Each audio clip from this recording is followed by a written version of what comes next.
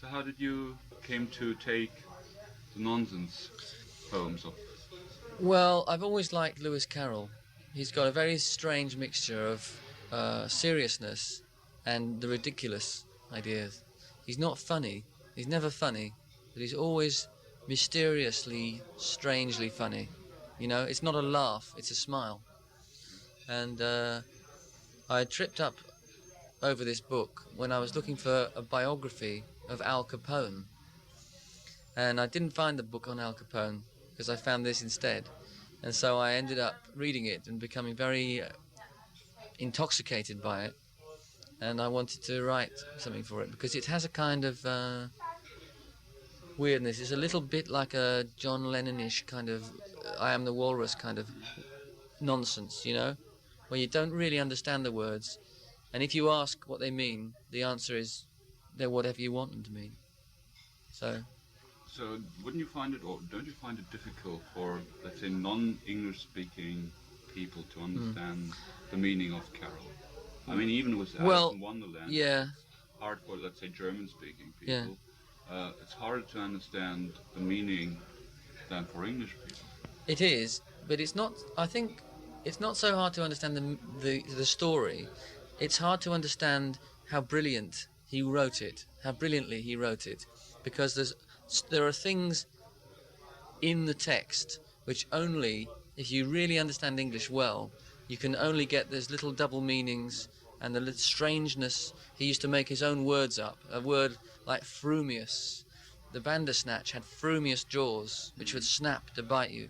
Well, frumious means nothing to an English person, but we'd know that it sounds like a kind of word that would mean something was frumious, or the bellman was uffish.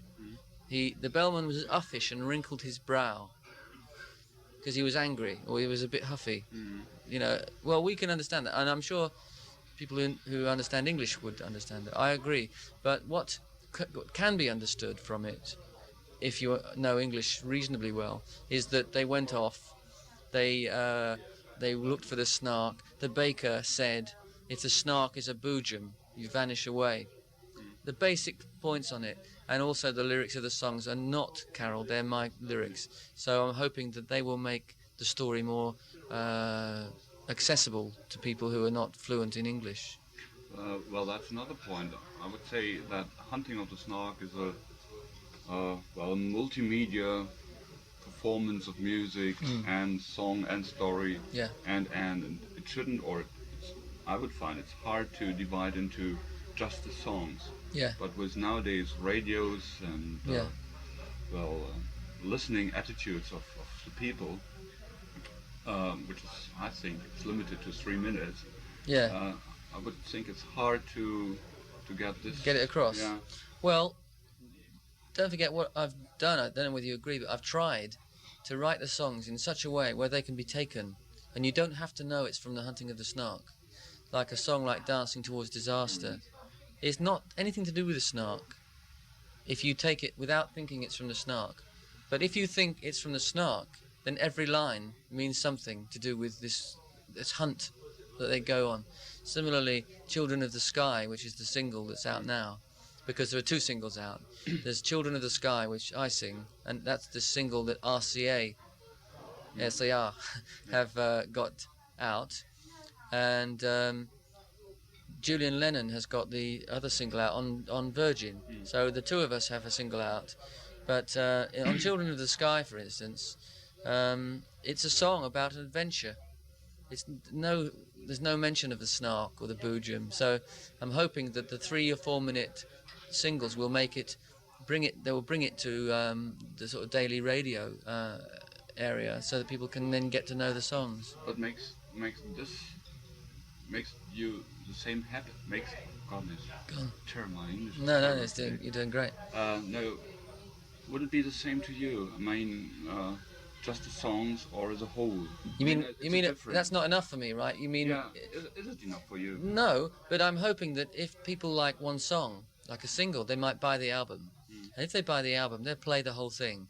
And if they're interested, they'll read it. It's amazing how, particularly in Germany, I find, people will get into something. They will go out and buy it, they'll listen to it fairly. Whereas in England, They want it on a silver platter.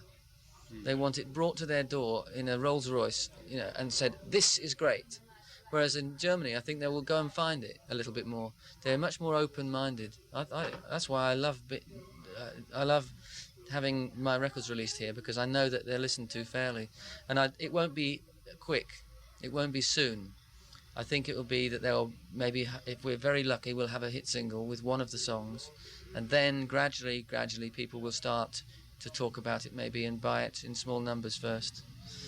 Well, looking back at the history of your records or your music, you find that there are a lot of records which got always a red line in it, which are always which got concepts.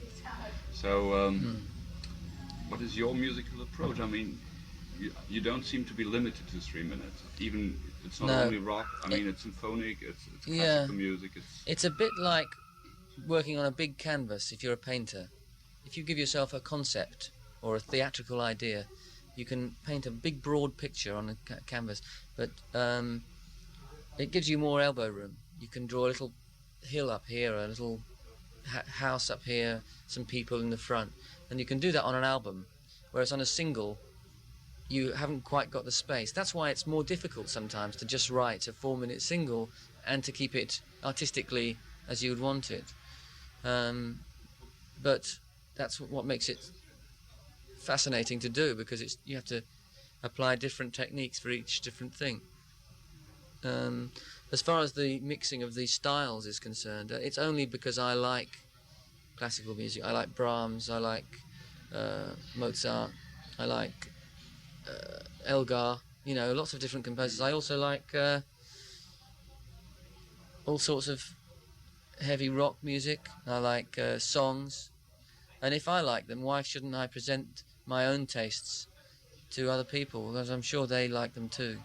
Don't you find it a bit risky to mix all these styles? I mean, I look at the usual kids on the street. I don't think they can cope with such mixtures. So, no, I mean, the music you're doing must be more or less adult music. Yeah, in a way, but first of all, I've never been afraid of a risk. I think it's more fun if you have a bit of danger. But also, I find that, for instance, particularly on this album, it's children find it very accessible, and adults find it very accessible, and any intelligent person of a teenage age also approaches it from that kind of angle. Of course, it won't immediately hit the streets unless by word of mouth. And I think you're right to say that it's the sort of music which needs listening to. It's not the sort of music you can have on in the background, whether it be for a middle-aged intelligentsia having a dinner party. It would completely spoil it because you have to listen. Or whether it be in a disco, you couldn't either have the whole album on it. Maybe Dancing Towards Disaster, just the one song, fine. But it's not the sort of album you can put on in the background. It's not wallpaper. You have to actually listen to it, and that's the sort of album it is. And I hope it will find a level, and I hope it will find an audience. And of course, there are reasons why certain sorts of parts of audiences won't immediately embrace it, but I'm hoping that it will gradually seep in, you know. So you said you like adventure, you said you want risky life. Yeah. So what you're doing if you're not doing music? Well, is your life adventurous? Well, I went away on my boat for I bought an old boat, a 1931 motor yacht, and I went off to sea. I came back 4 years ago, and I was away for 2.5 years. And I didn't know where I was going, but I just went, pointed out to sea and went. And we got to Australia, and that's where I met my wife. So that was maybe my Snark, my hunt for the Snark. Another question which might sound square. Do you have a special meal? A special meal? Yes, what, a favourite food? Favourite food, yeah. Probably sausages and chips and eggs, you know, something very simple. And my second favourite is probably caviar, you know, so maybe a little mixture there as well. So you're living in very, how to say, well, in a very broad Contrast? Yeah, contrast. Yeah, very much so. It's like choosing what to wear every day. You know, you can be a different person every day if you want. So what will be the next record then? I think the next record will be an album of songs, pure and simple songs, not on a broad canvas, but miniatures. Like the songs, I would like to do a tour of Germany for a start, and maybe in the autumn, in the fall. I'd like to go away now. I'm so full up with the Snark for 3-4 years that I'd like to say, okay, it's out now. Let's leave it to the record company. I'll do some television, some radio, but basically all the effort from the creative side is finished from me. And I'd like to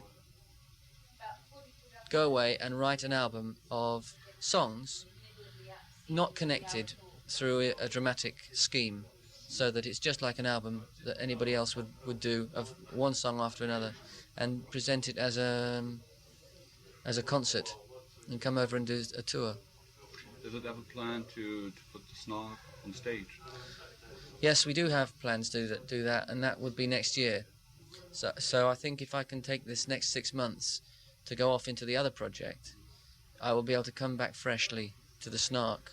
Whereas at the moment it's Snark, Snark, Snark, you know, and if I see another bloody Snark, I'll scream. Well, okay, thank you very much for the interview. Okay, thank you.